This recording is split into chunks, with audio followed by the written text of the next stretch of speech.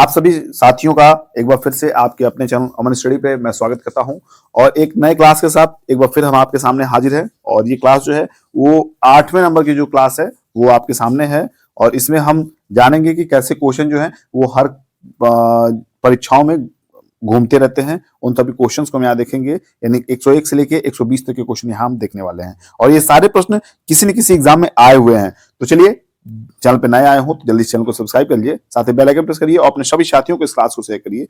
और देखते हैं पहले क्वेश्चंस को।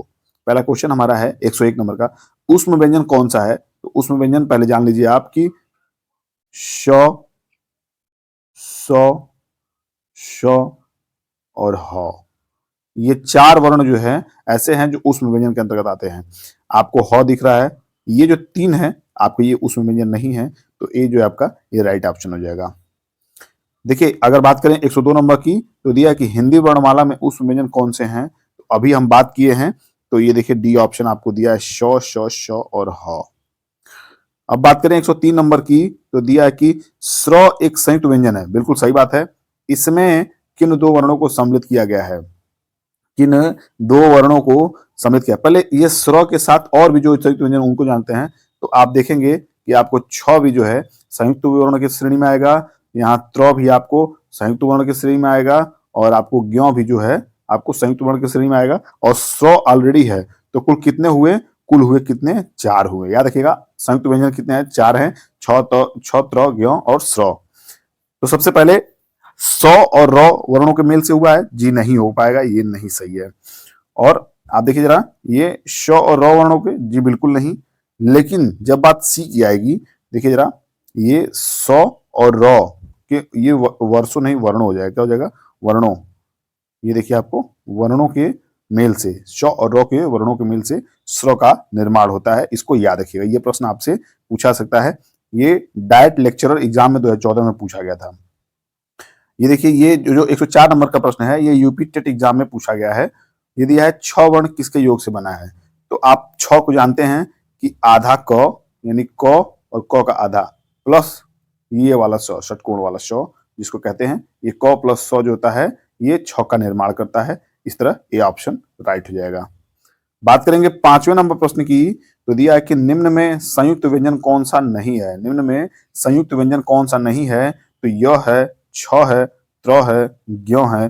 तो आप किस पर टिक करेंगे? आप य को टिक करेंगे। वजह आपको मैं बता चुका हूं। यहाँ देखिए छ है, ये संयुक्त में आता है, यहाँ त्र है, ये संयुक्त में आता है, यहाँ ज्ञ भी आपका इसमें आता है संयुक्त में, और आपका स भी जो है ये आपका संयुक्त में आता है। ये चार वर्ण ऐसे हैं जो संयुक्त में आते हैं और यह जो है इनमें से अलग है, इसलिए ये ऑप्शन सही हो जाएगा।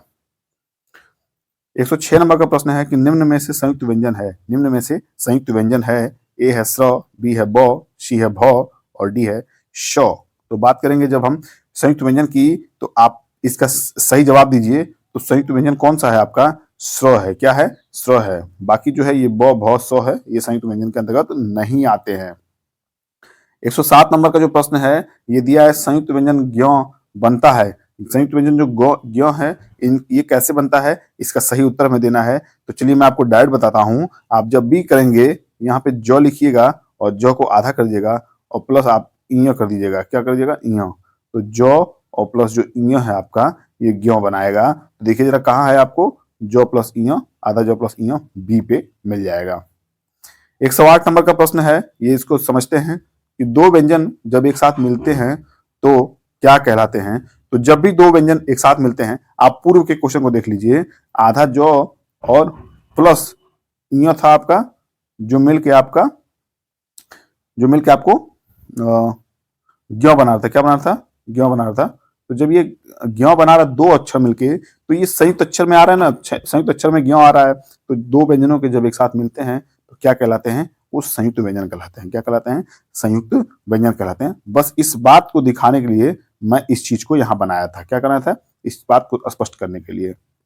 109वें क्वेश्चन की बात करें तो 109वां क्वेश्चन है कि निम्नलिखित व्यंजनों में से कौन सा संयुक्त व्यंजन नहीं है? निम्नलिखित व्यंजनों में से कौन सा संयुक्त व्यंजन नहीं है? तो आप जानते हैं छ भी है, त्र भी है, श्र भी है, लेकिन जब बात स की करेंगे तो ये आपका उष्म व्यंजन के अंतर्गत आता है। 110वें नंबर प्रश्न की बात करेंगे। दिया है त्र जो है, त्र ध्यान देखिए, त्र किन वर्णों के सहयोग से बना है, तो आप डायरेक्ट समझिए इस बात को कि किन वर्णों के मेल से बना है, तो तो का आधा और प्लस र, ये हो जाएगा आपका त्र का निर्माण करेगा। किसका? ये त्र का निर्माण करेगा।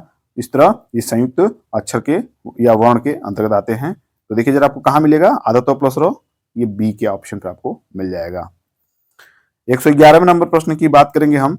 निम्न में से कौन एक अल्प प्राण ध्वनि है? निम्न में से कौन एक अल्प प्राण ध्वनि है? ए है क, बी है ख, सी है घ और डी है ध।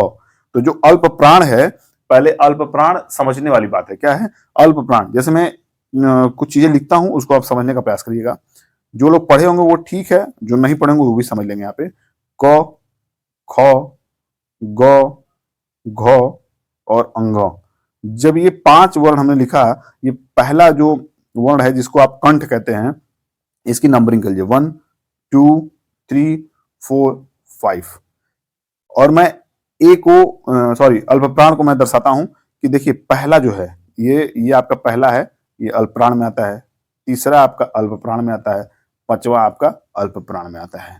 लेकिन जब दूसरे की बात करेंगे तो ये आपका महाप्राण में आएगा और चौथा भी महाप्राण में आएगा।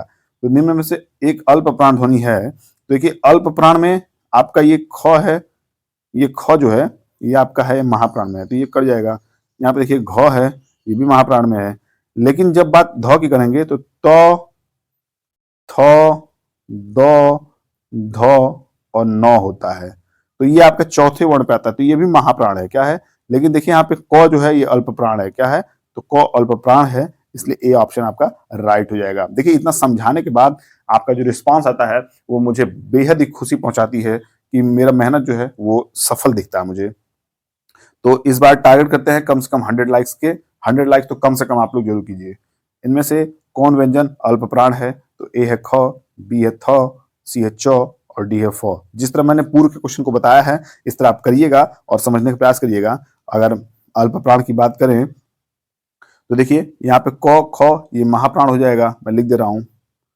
तो थ ये महाप्राण हो जाएगा। लेकिन जब च की बात करेंगे तो च पहला है, इसलिए ये सही हो जाएगा। अब यहाँ प फ ये भी महाप्राण हो जाएगा, तो सी ऑप्शन राइट हो जाएगा।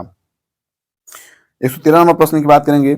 निम्न में अल्प प्राण व्यंजन कौन सा है? तो देखिए अल्प प्राण आपका ख ये महाप्राण, क ख ग ये आपके अल्प प्राण में आ जाएगा। क्या जाएगा? ये आपके अल्प प्राण में आ जाएगा और ये राइट ऑप्शन है। 114 नंबर प्रश्न की बात करेंगे तो कौन सी ध्वनि महाप्राण नहीं है? कौन सी ध्वनि महाप्राण नहीं है? तो देखिए जरा महाप्राण नहीं है, इसका मतलब वो अल्प प्राण है। क ख ये महाप्राण है। ये देखिए क ख ग घ ये भी महाप्राण है, चौथे नंबर पे है। ये देखिए च छ ज च, देखिए यहाँ पे मैं लिख रहा हूँ च छ ज। अब जो है तीसरा नंबर पे आ रहा है और तीसरा नंबर का अपने आप जो है ये अल्प प्राण में आता है। किसमें आता है? अल्प प्राण में आता है, इसलिए ये राइट ऑप्शन हो जाएगा। 115वें नंबर प्रश्न की बात करेंगे। दिया निम्न में महाप्राण व्यंजन कौन सा है? तो निम्न में महाप्राण व्यंजन बताइए। ये आपका तो है जो अल्प प्राण में आएगा, और तो थ द ये भी आपका अल्प प्राण में आएगा। ये प फ ब भ ये देखिए चौथे नंबर पे आ रहा है। क्या आ रहा है? ये चौथे नंबर पे आ रहा है, तो ये आपका महाप्राण हो जाएगा। याद रखिएगा भ जो है मैं लिख दे रहा हूं यहाँ पे प फ ब और भ ये चौथे नंबर पे आ रहा है। क्या आ रहा है? भ जो है चौथे नंबर पे आ रहा है। तो चौथे नंबर पे ये दूसरा और चौथा जो है महाप्राण में आते हैं। पहला और तीसरा और पांचवा आपके अल्प प्राण में आते हैं। तो भ जो है आपका महाप्राण में हो जाएगा। इस तरह सी ऑप्शन सही हो जाएगा। 116 नंबर प्रश्न की बात करें तो सभी महाप्राण वर्णों वाला समूह है। सभी महाप्राण वर्णों वाला समूह है। तो चलिए महाप्राण वर्णों का समूह जो है हम यहाँ पे अलग करते हैं। देखिए ख जो है ये महाप्राण है, बिल्कुल सही है। च छ ये भी महाप्राण है और ट ठ ये भी महाप्राण है। पहला ये ऑप्शन जो है वो आपको महाप्राण के रूप में मिल गया। इस तरह जो ए ऑप्शन है ये राइट हो जाएगा। बात करेंगे 117वें नंबर प्रश्न की। दिया है निम्नलिखित व्यंजनों में से कौन महाप्राण है? तो क है, ग है, अंग है, ठ है। तो अगर इसकी बात करें तो ये अल्प प्राण में होगा। ये देखिए क ख ग ये तीसरे नंबर पे है, ये भी अल्प प्राण होगा। और ये अंग पांचवें पे है, ये भी अल्प प्राण होगा। आप ठ की बात करेंगे तो ट ठ, जब ठ आप देख ले दूसरे नंबर पे, तो ये महाप्राण में आएगा। क्या आएगा? महाप्राण में। इस तरह डी ऑप्शन सही हो जाएगा। 118वें नंबर प्रश्न की बात करें, प्रत्येक वर्ग का दूसरा और चौथा वर्ण क्या कहलाता है? प्रत्येक वर्ग का दूसरा और चौथा वर्ण अल्प प्राण महाप्राण कहलाता है। तो महाप्राण व्यंजन जो है आपके सबसे ए ऑप्शन पे दिया हुआ है। 119वें नंबर की प्रश्न की बात करेंगे, महाप्राण ध्वनियां व्यंजन वर्ग में किससे संबंधित है? तो आपको दूसरा और चौथा टिक करना है। दूसरा और चौथा देखिए सी ऑप्शन है आपका। इस तरह अल्प प्राण और महाप्राण का जो कंफ्यूजन है वो मैं बहुत हद तक आपको दूर कर पा रहा हूं। और 120 नंबर इस क्लास का लास्ट क्वेश्चन है। देखिए जरा, हिंदी के स्पर्श व्यंजन के 5 वर्गों के दूसरे और चौथे वर्ण होते हैं। मैं शुरू में समझाया हूं कि एक वर्ण के कितने नंबर होते हैं? 5। तो 1 से लेके 5 तक। और स्पर्श व्यंजन की कितनी संख्या होती है? तो 25। तो 25 में आप बस ये पूछा आपसे कुछ और है, लेकिन मैं उन चीजों को बता रहा हूं अलग से, ये बात अलग है। तो जब 5 वर्गों के दूसरे और चौथे वर्ण होते हैं, तो पांचों वर्ग के दूसरे और चौथे वर्ण क्या होते हैं? महाप्राण होते हैं। दूसरा और चौथा जब भी बात करें वो महाप्राण होगा, और पहला, तीसरा, पांचवा आपका अल्प प्राण होगा। इस तरह ये क्लास यहाँ समाप्त होती है। मुझे उम्मीद है ये क्लास आपको अच्छा लगा होगा। तो टारगेट 100 लाइक्स का उसको कंप्लीट करिए, और इससे बेहतर क्लास बनाने का मैं प्रयास करूंगा अगली बार। और जल्दी ही आपके सामने जो मैं इस चैप्टर को खत्म करके हम अगले चैप्टर की तरफ बढ़ेंगे। तो चलिए मिलते हैं अगली क्लास में। तब तक के लिए शुभकामनाएं आपके साथ हैं। पढ़ते रहिए, मस्त रहिए, स्वस्थ रहिए, अपना ध्यान रखिए, अपने परिवार ध्यान रखिए। मिलते हैं अगली क्लास में। तब तक के लिए बाय बाय, टेक केयर।